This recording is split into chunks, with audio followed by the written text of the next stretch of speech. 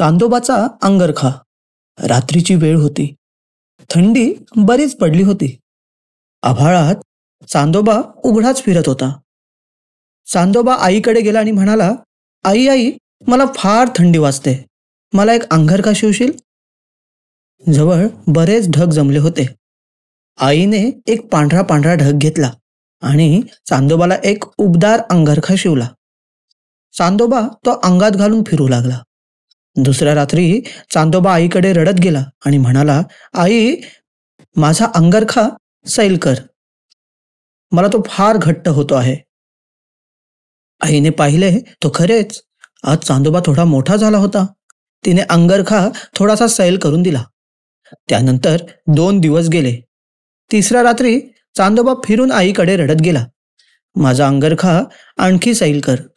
मला तो फार घट्ट होतो आहे. चांदोबा आज आणखी मोठा झाला होता. आईने अंगरखा आणखी सैल केला. असे 15 दिवस झाले. रोज रात्री चांदोबा मोठा होई आणि रोज आईला अंगरखा सैल करावा लागे.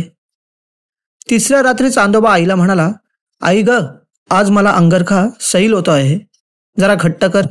आईने पाहिले तो खरेच आज चांदोबा जरा लहान झाला होता. आईने अंगरखा जरा घट्ट केला.